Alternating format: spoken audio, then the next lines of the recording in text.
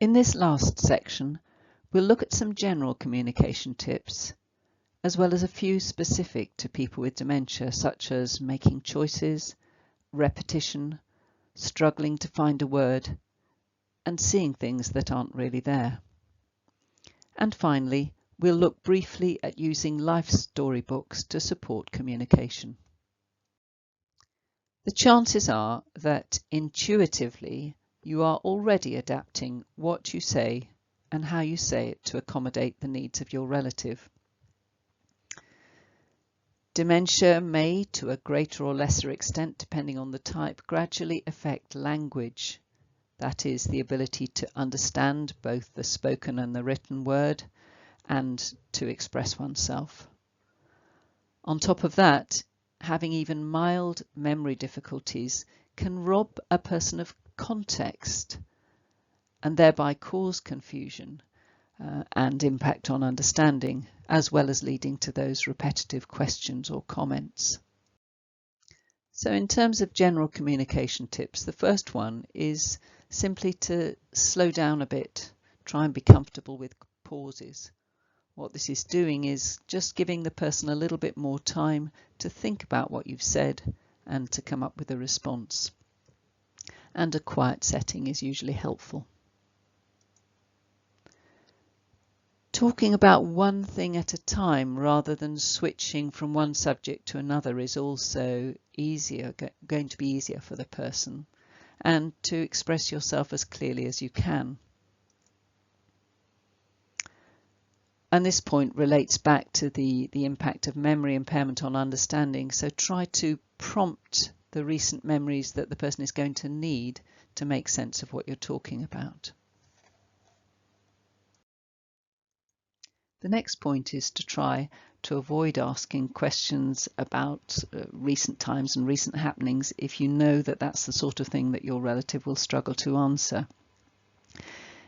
It's difficult, especially if you don't live with the person and you have concerns for things that are happening to them day to day.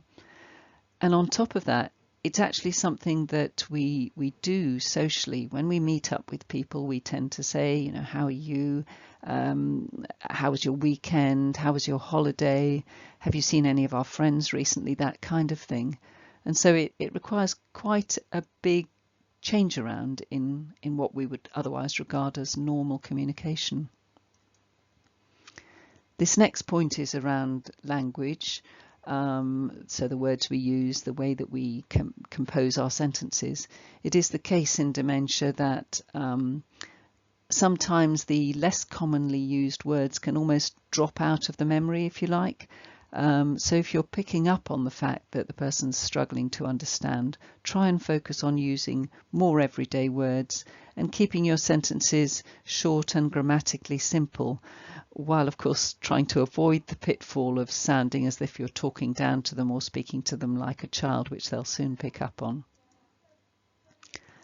The next point is around non-verbal communication, by which I mean facial expression, tone of voice, general body language. It communicates a huge amount, so it will tell you a lot about how the person is feeling, but it will also mean that they'll be picking up on your non-verbal messages. So, you know, if you're feeling tired and irritated at the end of a long day, and the person is asking you the same question for the umpteenth time, they may well pick up that you're feeling irritated. And this final point, avoid directly challenging and contradicting when the person says something that you know isn't right. And this is about the fact that, I mean, none of us like it. None of us like to be told no. And so, you know, it's the guidance of perfection, if you like, but to try, if you can, to avoid that sort of contradiction is going to create a more positive communication environment. This next slide and a few to follow are really about how language is continually evolving. And that can create problems if you have a memory impairment in terms of remembering and keeping up with newer expressions. Here's an example. How are you? I'm good. Well, until a few years ago, we would have responded with, I'm very well, thank you. And what about, a parcel has arrived for you? Sweet. So, the onus is on us to be aware of the words and expressions that we're using and to make sure we're not speaking in a foreign language for the as far as the person with dementia is concerned. And now it's not uncommon for people to talk about going online or about looking at a web page. Or how many times have you heard people say, why don't you Google it? And reference to Twitter could be really confusing when you think about it if that's not part of your life experience. And there was a time a couple of years ago when Sunday evening conversation in my family was around Bitcoin. And in the same dinner time conversation, I chose the chain and padlock to illustrate what might come to mind when you hear the word blockchain, or similarly lockdown. Anyway, the general message is to think about whether the words and the expressions that you're using are words and expressions that would be familiar to the person you're speaking to. And now moving on to decision making, making choices. This is something that quite often we hear that people with dementia will struggle with. So of these 4 questions, which is the most difficult? It's going to be the what would you like to drink? Because that requires not only that you can think what the drink options are, but also that you're orientated to time of day, so you know whether it's appropriate to ask for a gin and tonic, or whether it's the evening cocoa or the morning cup of tea. One step down from that is the kind of question that gives the options. So in this case, would you like tea or coffee? It still provides choice, but gives more guidance. Even that is too difficult for some people, and so families would adapt a little bit further. They would know what their relative was likely to want at a particular time and would just simply offer that. Would you like a cup of tea? And then the whole business of am I being too much trouble, etc. Many people have told us that the one that works best for them is to say, I'm having a cup of tea, would you like one? So that's just one example of providing support in decision making. Other examples, for instance, might be around going out to a restaurant for a meal. Increasingly, if you've noticed that people struggle to decide what they would like to choose from the menu, or tend to say things like, well, I'll have what you have, it might be time to think about supporting that decision making. Often these days you can get menus online before going. You can have a look, you can think about what the person's preferences would normally have been, and maybe select just a couple of options and say, well, they've got this and this, I know you like those too, which of those would you like? That sort of thing. So supporting decision making. Repetition is such a common issue in dementia that it's worth spending some time thinking about and breaking down some potential reasons for that repetition.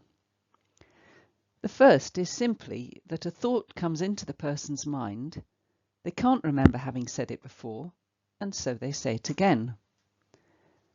Generally, the reason a thought comes to mind is prompted either by something the person hears, a certain topic of conversation, or something they see in their immediate environment.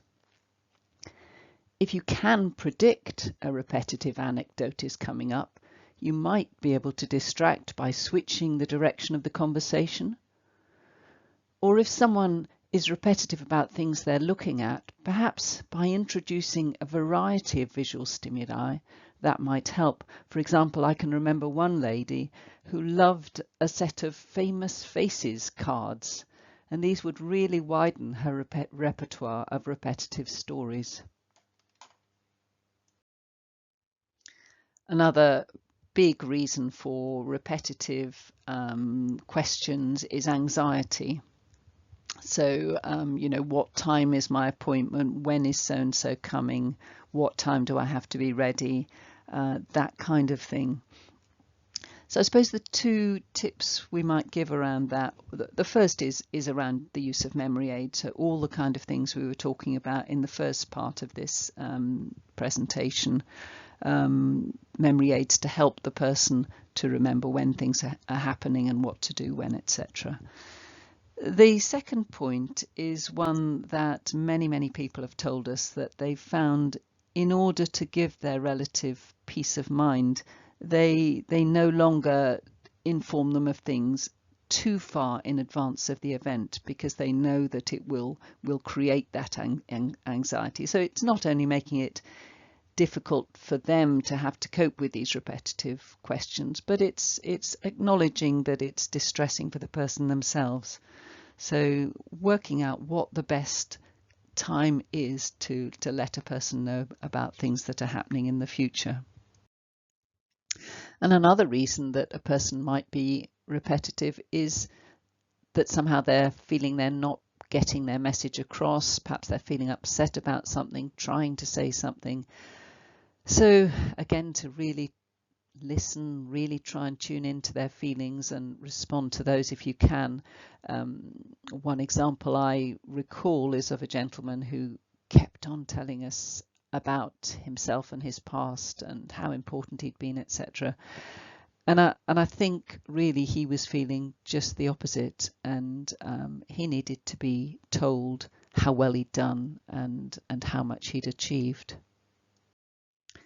This next slide is about supporting your relative in word finding. So this is the people who are regularly losing the words and suffering the frustration of feeling that the word's on the tip of their tongue, but they can't come up with it. Now, the first point that I've made here is prompt the word if you can guess it, which sounds obvious. But sometimes family members will hold back from doing that on the basis that they think surely it's good for the person, good for their brain to be trying to find the word.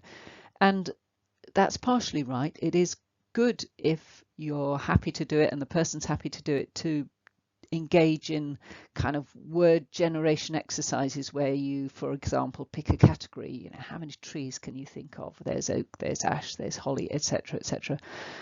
But in conversation, you really want conversation to flow, and it's frustrating if people are regularly blocked by not being able to find the words. So generally the best thing you can do as a family member, if you know someone well, is to be their communication aid, to just slip the word in so they can carry on talking.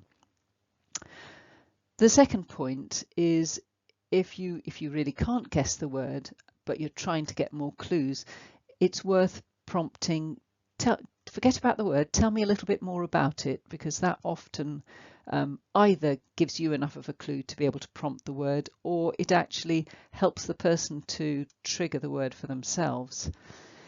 If that doesn't work, then to ask specific questions based on anything you can guess about what they might be wanting to talk about can give you a bit of a lead. Another tip is to prompt the person, can you show me in some way? Is there anything you can show me? Because sometimes there is, and without that prompt, the person won't necessarily think of that as a strategy. If none of that works and the person's been searching for a word for some time, the chances are it's not going to come in that moment. And very often people think of saying something along the lines of it'll come back to you when you're not thinking about it, but there is one step that you could put in before that, and it goes back to the feelings. So from their body language, to pick up on how they're feeling and at least reflect that back so they know that they've got that much of their message across. I can see you're excited, I can see you're worried, before saying it'll come back to you when you're not thinking about it. So none of that's rocket science. You're quite likely doing it already, but those are the sort of strategies we would recommend to help with word finding. Now, sometimes people ask, well, isn't there a communication aid that you can use? And yes, there is technology available, but generally, in my experience, even if people with dementia have got to grips in the early stages with using an iPad with icons and vocabulary and things, it's not lasted for very long. But I have found that to some extent, word lists and communication books can help. They have to be introduced by yourself. The person who is struggling for a word won't necessarily in that moment think, oh, I've got it written down somewhere. But this is helpful for the kind of things that regularly the person might struggle with. So maybe regularly they're searching for the name of a particular friend or a particular family member. So it might be helpful to work with them at compiling maybe names and photographs linked in a book. And if you know they're searching for a name, you would grab the book, show it to them, and is it one of these people? And likewise with other forms of communication, maybe where shall we go today? Well, maybe photographs of the regular places that we do go and enjoy going together in case they can't come up with the word, but they can find it from a book. That kind of thing can be helpful. And if someone is obviously in hospital, it might be helpful to, and struggling to communicate, it might be helpful to have the kind of communication books that have pictures for I'm tired, I'm hungry, I'm thirsty, I'm in pain, that kind of thing. Hallucinations, or seeing things that aren't really there, often in the form of animals or people, can be a feature of certain forms of dementia more than others. But actually, anyone who has dementia is more at risk of delirium when they have an infection, a chest infection or a urine infection. So it might be something that you encounter at some stage. So what to say, how to respond? Sometimes the person themselves might have an awareness that what they're seeing isn't really there, in which case obviously you can back that up. But it isn't generally the case. More often than not, it's as though you're telling someone not to believe their own eyes. So it's generally not helpful to try and persuade them that what they can see isn't there. What can you do? Well, checking out questions, asking things like, how big is it? Is it always there, or is it only sometimes there? Where do you see it? Is it big or small? That kind of thing can be helpful. Obviously, for some people, the things that they see are worrying. So if you can provide some reassurance, that's always a helpful way to go. And distraction is a good ploy, trying to get them involved in something, because when someone's mind is occupied, they're less likely to be seeing things. The textbooks tend to say don't collude. I would say be cautious about colluding, because I have heard situations where just a little bit of collusion has been an effective way of managing situations. So I'm thinking about one particular carer who described how often when her husband went to bed, as they turned down the bedding, he would see beetles on the sheet. And she found that rather than trying to say anything about it, if she just swept her arm over the sheet, he would then quite happily get into bed. And yet another example, again, of a lady whose husband had dementia. He tended to see young children in the house in the daytime, found that quite normal, was unconcerned, except towards evening when he was getting tired and when he would ask his wife to send the children home. And after some time of trying different strategies, she found that if she just at that point went to the door, opened the door, said, "Come on now, everyone out, time to go home," and closed the door, then he would be happy. And the final point, this is around the fact that there's quite a fine line between visual hallucination and what we call visual misperception. So that's the the sort of thing that we might all have experienced, of seeing that dressing gown hanging on the back of the bedroom door as a figure in a moment, and then it becomes clear.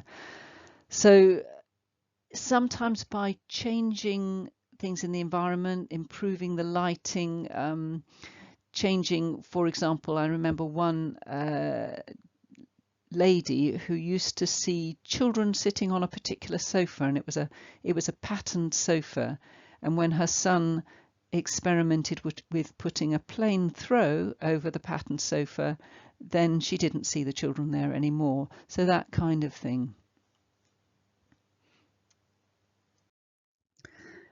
So the last thing we're going to talk about is using life story books as an aid to conversation.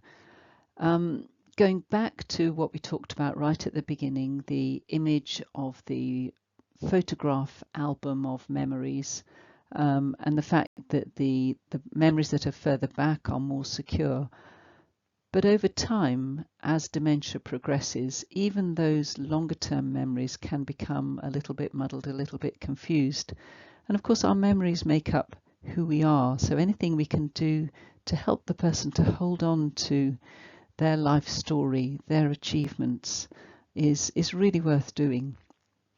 So we're not talking a huge autobiography. It is more about a snapshot in words and pictures of those key moments in a person's life, from early childhood right through to the present. So where they were born, their parents, a little bit about their parents, a little bit about brothers and sisters, school days, the first job, the first car, meeting their life partner, children, all of that sort of thing. It can also be used as a little bit of a conversation aid for more current events for certain people, not for everyone. It's going to depend on individual and memory and that kind of thing. But for some people, particularly if you have a kind of loose leaf format of life story, you can have 2-3 pages at the end devoted to that holiday that I've just come back from, and I want to chat about for a week or two, and then I'll remove that one, and oh, there was that party that we went to, and maybe the person doesn't remember, but if a visitor knows about this life story book that's got some current events too, they can support them in having a look at it and discussing it with them to keep some of these newer memories alive as well. So that's an option that some people will choose. Many people just work on life stories individually, but if you'd find it helpful, there are all sorts of life story templates available. So if you do an internet search using terms like life story templates, dementia, life story work, life story book, memory album, those sorts of things, you'll find a range of templates that you could use for that. And this slide is just to illustrate what a page of the album might look like, and how you might phrase it. So ideally, of course, the person could be fully engaged in compiling their life story and writing it themselves.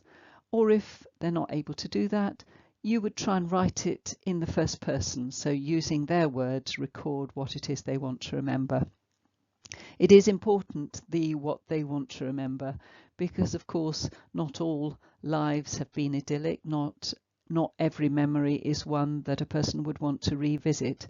So it has to be very individual and a pleasurable exercise of recalling the things that make people feel good about themselves. And finally, to sum up what we've covered today, in part 1 we looked at memory and at sourcing and setting up and supporting the use of memory aids to promote independence and quality of life. In the second part, we looked at a range of options for responding to more challenging communication situations that might arise. In the third part, we looked at adapting what we say according to what the person needs to hear, and that was based on how they're feeling and how they're interpreting their reality, the sense they're able to make of it and of our words. And in the last part we looked at some general and some more specific communication tips and at life storybooks. I hope you've found some of what we've discussed today will be helpful and useful for you. Thank you for participating. Thank you for joining in the discussion. We'll have one last opportunity now for any final questions and discussion. Thank you.